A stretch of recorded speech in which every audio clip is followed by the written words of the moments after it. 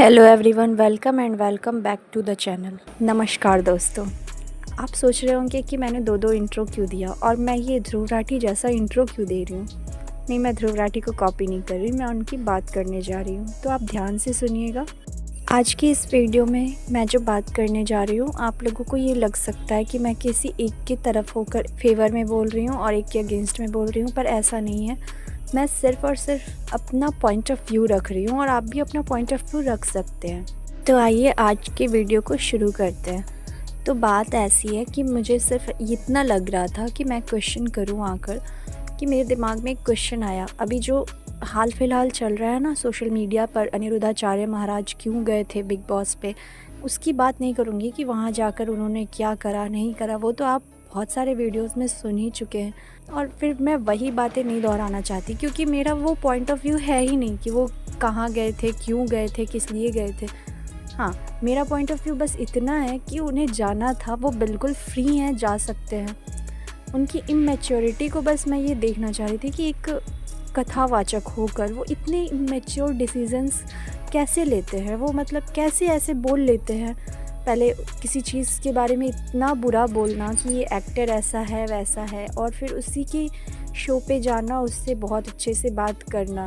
आप समझ रहे होंगे कि अभी सोशल मीडिया पे बहुत ज़्यादा फेमस हो रहा है अनिरुद्धाचार्य। वो कह रहे थे कि मैं तो ऐसे शो पे कभी नहीं जाऊंगा, चाहे मुझे कितने भी पैसे मिले। फिर उन्होंने आकर अपोलोजाइज़ भी करा है कि मुझे माफ़ कर दीजिए अगर मेरे ऐसे डिसीजन से आपका दिल दुखा हो तो वो बिल्कुल हम समझ सकते हैं कि वो अपोलॉजी मांग रहे हैं। तो अच्छी बात है, ये एक अच्छी बात है कि वो अपोलॉजी मांग रहे हैं, लेकिन उन्हें थोड़ा सोचना चाहिए। वो कोई छोटे से बच्चे नहीं हैं जो कि आज कुछ बोल दिया, फिर कुछ कर लिया, फिर आकर अपोलॉजी कर मांग लिया, सबके आगे हाथ जोड़कर माफ़ी मांग लिया।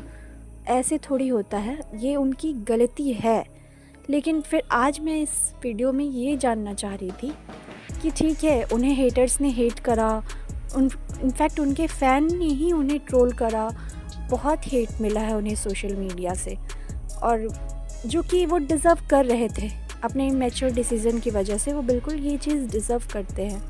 बट एप्रिशिएशन यहाँ ये नहीं है कि वो आकर जो डिज़र्व करते हैं वो उन्हें मिला। एप्रिशिएशन इसलिए मैं दे रही हूँ कि एटलीस्ट उनमें इतना गट्स तो है कि उन्होंने अपनी गलती मानी। वो सिर्फ बोल रहे हैं कि मैं 2 घंटे के लिए गया था, मैं वहाँ पे सुधारने गया था। मैं बुरी जगह, मैं एक संत हूँ, मैं एक कथावाचक हूँ, मैं भागवत गीता का प्रचार करने गया था।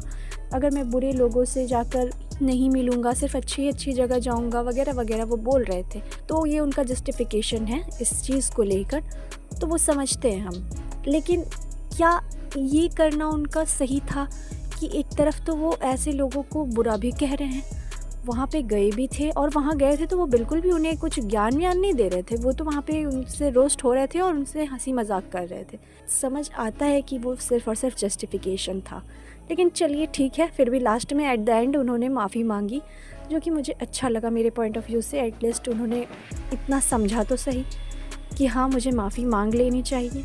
वहीं अदर हैंड है हमारे एल्विश यादव जी, जो कि गए थे बिग बॉस में, और उनकी भी पुरानी वीडियोस को आप देखिए। उन्होंने बिग बॉस को भी रोस्ट करा हुआ है, और सलमान खान को ऐसा भी कहा है कि हमारे देश में बहुत ही वेले लोग हैं जो कि ऐसे स्टार की फिल्म्स देखते हैं। बहुत ही ज़्यादा वेले लोग हैं, और भी बहुत कुछ उन्होंने कहा है अपनी वीडियो में। आप जाके उनके वीडियोज़ में ही देख लीजिएगा। तो मेरा क्वेश्चन ये था कि महाराज जी तो 2 घंटे के लिए गए थे। बिल्कुल भी मैं उनके साइड से नहीं बोल रही, मैं देखिए ये नहीं कह रही कि वो बिल्कुल सही है। मैंने सिर्फ उनकी बात को समझा कि महाराज जी 2 घंटे के लिए गए थे, फिर भी उन्होंने चलो ठीक है इमेच्योर डिसीज़न लिए। वो अगर सीधा जाना चाहते तो चले जाते, कोई बड़ा बखेड़ा नहीं होता। वो अपने बात में भी, इंटरव्यूज़ में भी कह सकते थे पहले से कि हाँ, मैं वैसे कंटेस्टेंट बन के नहीं जाऊँगा, लेकिन अगर मुझे सुधारने का और भागवत गीता का प्रचार करने का मौका मिले तो मैं जा सकता हूँ, कोई बड़ी बात नहीं है, मैं वहाँ पैसों के लिए नहीं जाऊँगा, तो इतना मुद्दा ही नहीं उठता। लेकिन उनका डिसीजन ही बड़ा इमेच्योर सा दिखता है, तो वो बिल्कुल अपनी जगह से तो गलत है ही। लेकिन एल्विश यादव के बारे में मैं ये जानना चाहूँगी अपने ऑडियंस से कि एल्विश यादव से किसी ने ये क्वेश्चन तक नहीं करा, जबकि उन्होंने रोस्ट भी करा था और वो वाइल्ड कार्ड एंट्री के चले गए थे एज कंटेस्टेंट। ठीक है, वाइल्ड कार्ड एंट्री गए थे, लेकिन एज कंटेस्टेंट वो वहाँ गए थे और वहाँ रह कर आए। लेकिन जब वो जीत कर आए तो ट्रोल करना तो दूर, उन्हें हिट देना तो दूर, किसी ने उनसे क्वेश्चन भी नहीं करा। क्यों? क्योंकि एल्विश आर्मी बहुत ही ज़्यादा स्ट्रॉन्ग आर्मी है, क्योंकि वो सबको मतलब बहुत ही गंदे तरीके से ट्रीट करते हैं। और यहाँ महाराज जी हैं जिन्हें कि उनके फ़ैन, उनके फॉलोअर ही उनसे क्वेश्चन कर रहे हैं कि आप क्यों गए, आपने ऐसा करा, बहुत गलत करा, जो कि अच्छी बात लगी। तो यही चीज़ बिल्कुल आपने तब क्यों नहीं करा था, ऑडियंस ने, जनता ने तब क्यों नहीं करा था ये क्वेश्चन। उस वक्त ऑडियंस बिल्कुल सेकुलर होकर ये क्वेश्चन क्यों नहीं कर रही थी, जो कि एक नॉर्मल सा बात है कि आपने रोस्ट करा, फिर आप कैसे चले गए उस जगह पर? क्या आप पैसों के लिए चले गए? और जैसा कि मैंने शुरू में इंट्रो देते वक्त कहा था कि मैं ध्रुव राठी के बारे में बात करना चाहती हूँ, तो बिल्कुल ध्रुव राठी के बारे में मैं ये पूछना चाहती हूँ कि क्या आपको नहीं लगता कि आप लोग उन्हें बहुत ही गंदे तरीके से बात करते हो? इतना हेट, मतलब एक इंसान को एक डॉग के ब्रीड से कंपेयर कर रहे हो, उन्हें लोग जर्मन शेफर्ड बोलते हैं, जो कि बहुत ही गलत बात है। एक इंसान को आप क्या बोल रहे हो, एक बार सोच के तो देखो। लेकिन फिर भी वो अपनी बात के पक्के हैं, उन्होंने बोला तो अब तक तो नहीं गए हैं, अब तक तो वो अपनी बात को रख रहे हैं, मतलब वो अब तक तो नहीं गए।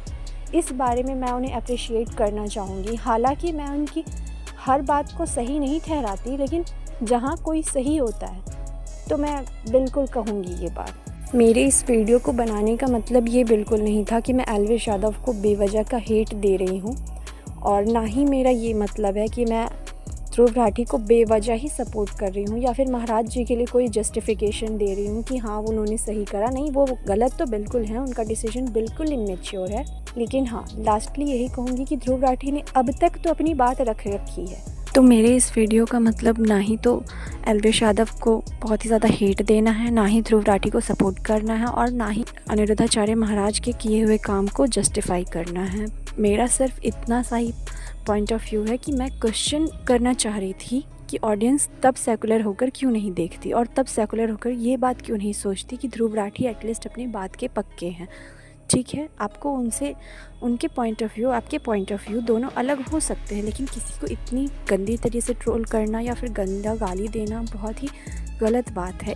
ये ऐसा नहीं करना चाहिए, ये किसी के सपोर्ट में नहीं है। मैंने भी एल्विश यादव को यहाँ पे कुछ भी गलत नहीं कहा, सिर्फ ये कहा कि उनसे किसी ने क्वेश्चन तक नहीं किया। मैंने यहाँ पे सिर्फ इतना कहा क्योंकि उनकी आर्मी कट्टर आर्मी है। जाहिर सी बात है, मैंने कोई बिना हेट दिए हुए इस वीडियो को बनाया है, और मेरा बिल्कुल मोटिव यही है कि मैं सिर्फ अपना पॉइंट ऑफ व्यू आप लोगों के सामने रखूं, और आप लोग भी इतने सेकुलर होकर ही सोचें। आप एक ऑडियंस हैं, ना कि किसी के ऐसे फ़ैन जो कि गलत सही इसमें डिफरेंस करना भूल जाएं। बिना डिफरेंस किए हुए आप इतना सब कुछ किसी को बोलें या देखें। वो इन्फ्लुएंसर्स हैं, उनसे इन्फ्लुएंस होना चाहिए, लेकिन उनकी किस चीज़ से इन्फ्लुएंस होना चाहिए ये हमारे हाथ में है। ठीक है, मिलेंगे अगले वीडियो में। Thanks for watching this video.